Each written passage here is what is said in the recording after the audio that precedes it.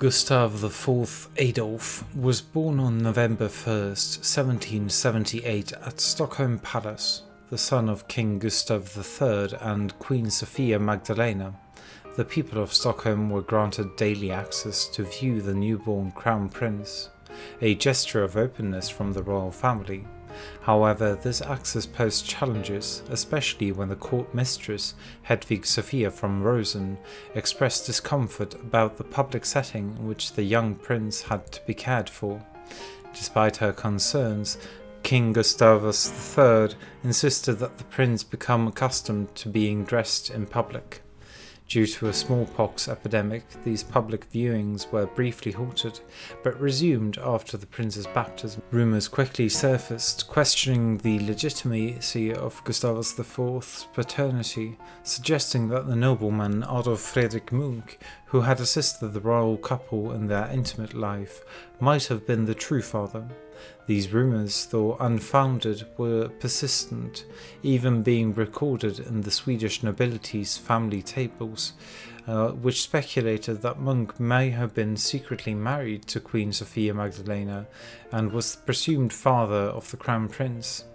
These rumours were damaging, causing a significant rift between King Gustavus III and his mother, Lovisa Ulrika, which persisted until her death. King Gustavus III took a keen interest in his son's upbringing, appointing the meticulous Fredrik Sparre as the prince's tutor when he was just 2 years and 8 months old. Sparre noted in his diary that the young prince had an insatiable passion for military activities. From an early age, Gustavus IV was engrossed in playing soldier, marching and engaging in mock military drills, a fascination that seemed to consume him daily. At the age of 10, Gustavus IV was awarded the prestigious Order of the Seraphim. His interest in military affairs was evident early on, particularly during the outbreak of the Russian War. The young crown prince avidly followed the events, and upon hearing of the Swedish victory at the Battle of Hoogland, he was so moved that he wept with joy over the capture of a Russian frigate. Tragedy struck when Gustav was 13. He experienced the traumatic murder of his king, Gustavus III. This event deeply affected him, leaving a lasting impact on his emotional well-being. In private, he often succumbed to uncontrollable weeping, yet he maintained a composed demeanour in public. His melancholic and introspective nature was noted by Hedvig Charlotte, who described him as a remarkable child, gloomy and dreamy, exhibiting signs of a hypochondriac temperament.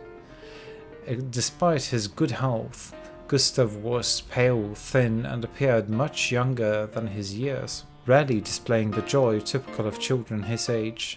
He was often seen with tears in his eyes, further highlighting his somber disposition. The psychological strain of his father's assassination manifested physically in Gustavus IV, resulting in spasmodic twitches and convulsions. Concerns about his mental health arose, leading to speculation that his uncle might have doctors declare him unfit to govern. However, his condition eventually improved, although he remained deeply depressed for many years. Reluctantly, Gustav assumed the responsibilities of governance with his uncle, Duke Karl, serving as guardian regent. The guardianship was largely managed by Gustav Adolf Reuterholm, whose father, Esbjörn Christian Reuterholm, had opposed King Gustavus III. Gustavus IV received his education from notable figures, including Chancellor Nils von Rosenstein. He studied Latin and, unusually for a Swedish monarch, also learned Finnish, a language significant as he would later be the last Swedish ruler of Finland. The period of regency was marked by opposition, culminating in the Armfold Conspiracy of 1793, in which Gustavus IV refused to participate. He eventually came of age and resumed full regency in 1796. As king, he adopted the motto, "God and the people," signalling his commitment to his perceived divine duty and the welfare of his subject. At the time of Gustav IV's formal declaration of authority, his appearance was described by his military instructor, the French officer Charles de Surmer, with a mix of praise and critique. De Surmer noted that the young king carried himself with dignity, spoke thoughtfully, and had a generally pleasing face when his mouth was closed. However, he also pointed out that Gustavus' large lower lip, which revealed his bad teeth when his mouth was open, detracted from his appearance. Additionally, his unusually narrow shoulders and long neck gave him a distinctive and somewhat awkward look. During his reign, Gustavus IV convened only one Riksdag, held in Norrköping from March to June 1800. The significant assembly included the coronation of both the King and Queen Fredrika, performed by the Archbishop Uno von Troil on April 3, 1800. The coronation ceremony, however, was notably understated.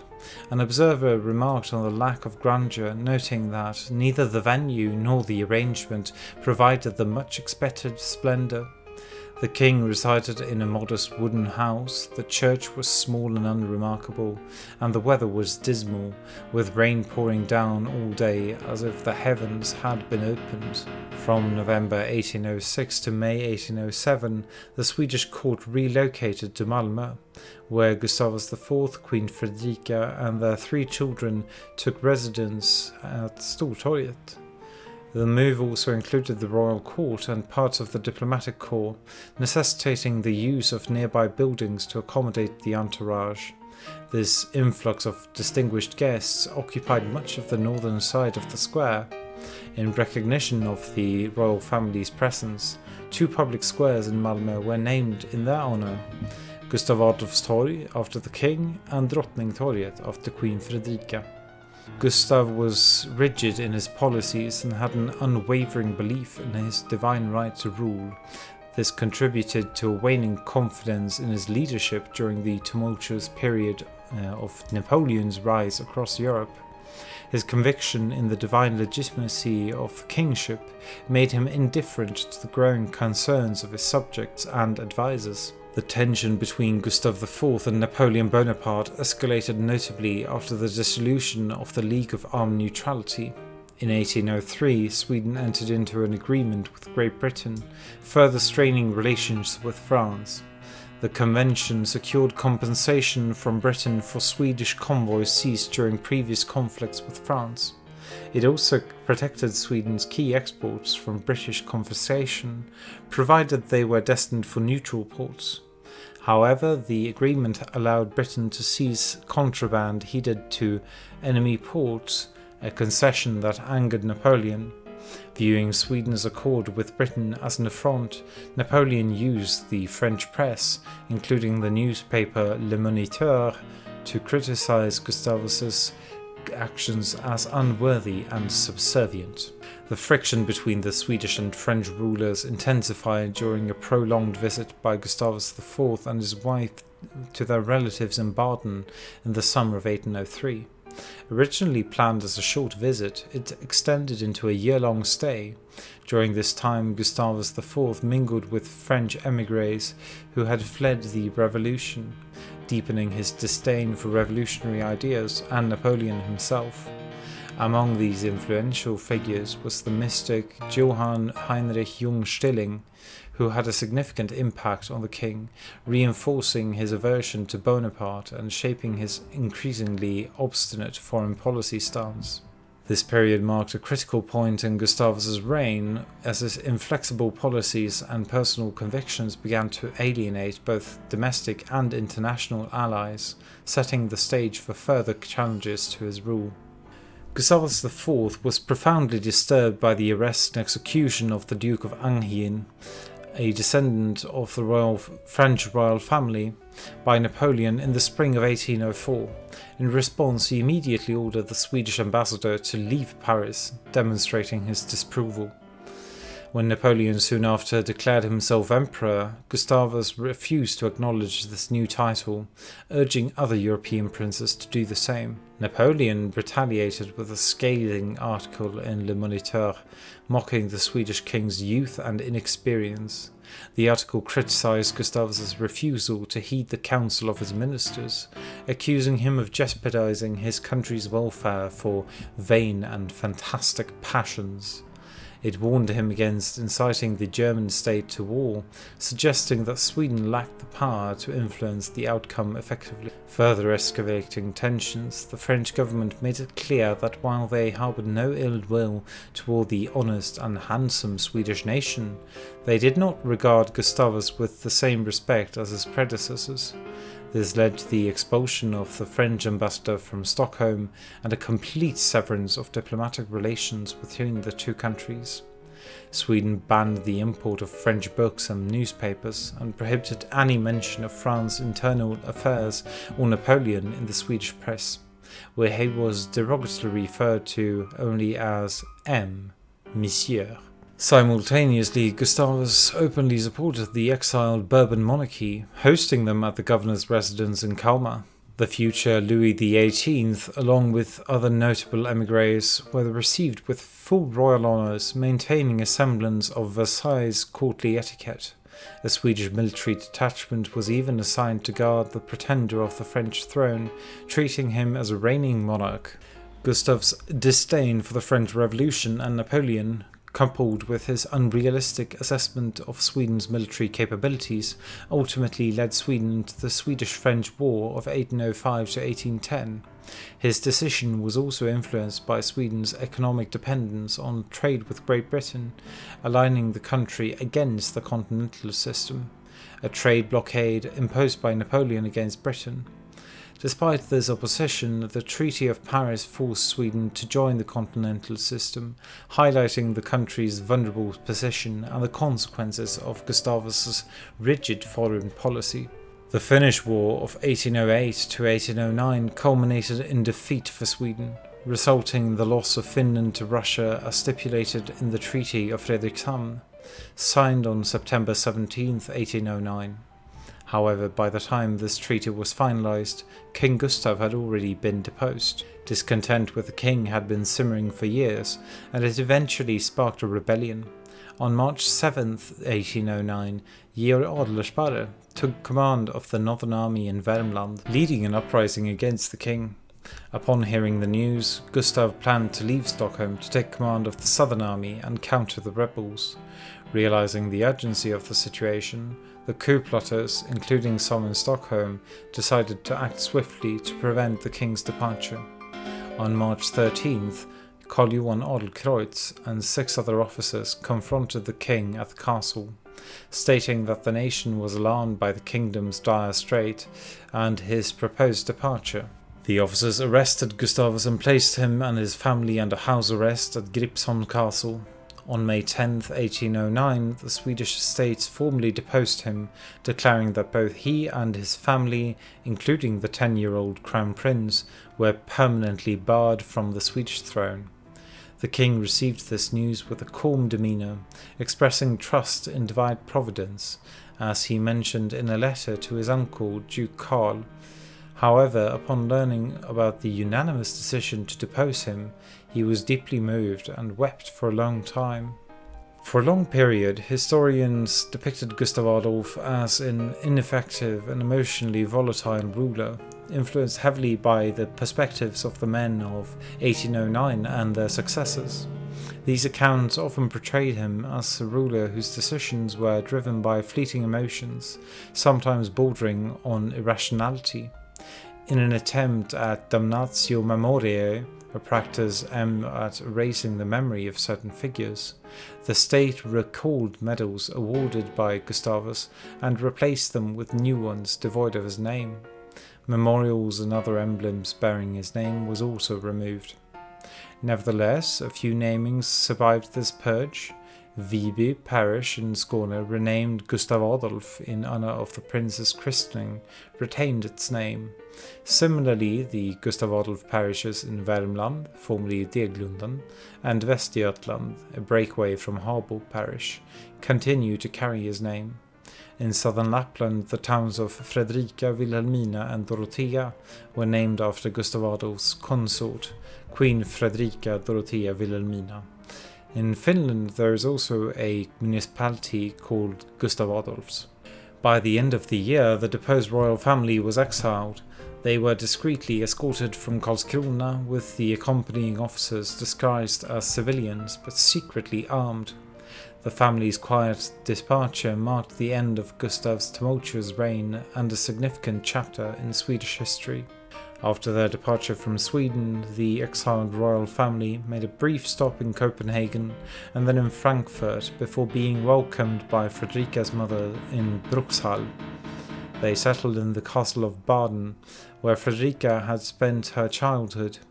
Here they bid farewell to most of their Swedish entourage, retaining only a doctor, a stable master, and their son's teacher. Fredrika's grandfather offered the family a residence at Meersburg Castle on Lake Constance, but Gustav IV unexpectedly left for Switzerland without informing Fredrika. This abrupt departure marked the beginning of a strained period for the former royal family.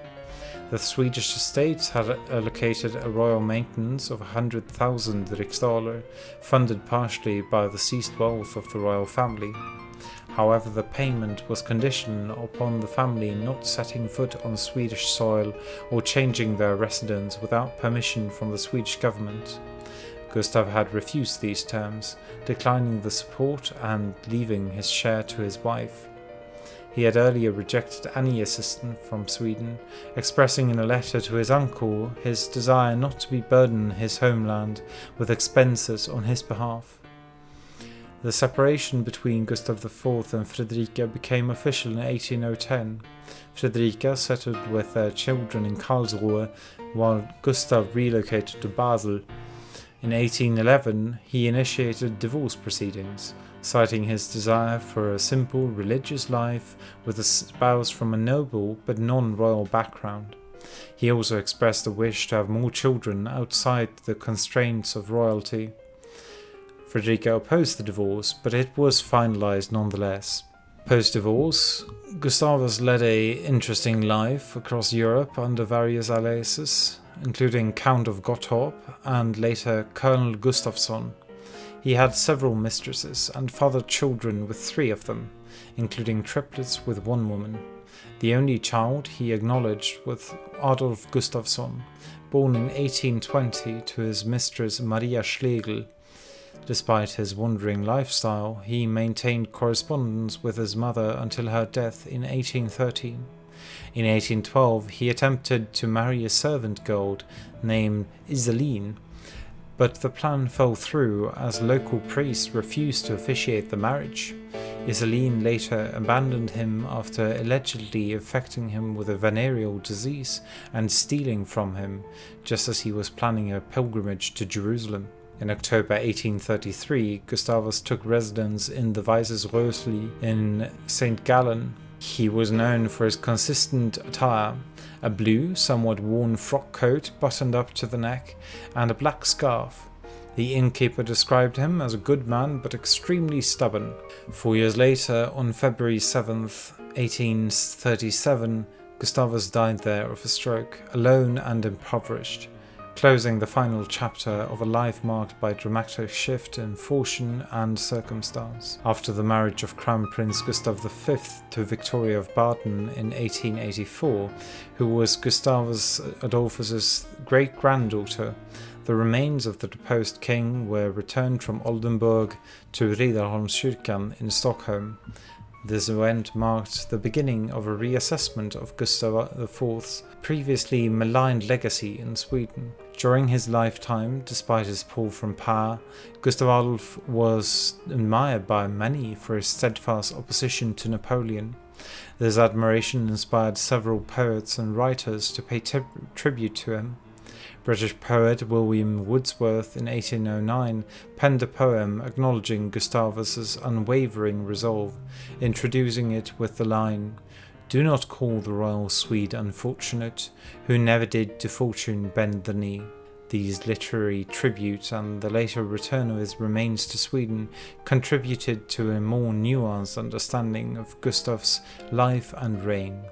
This re-evaluation acknowledged his principal stance against Napoleon and began to soften the harsh judgments that had long overshadowed his legacy. Thank you for watching to the end. Please leave a like and subscribe if you liked the video, and let me know in the comments what you'd like to hear about next.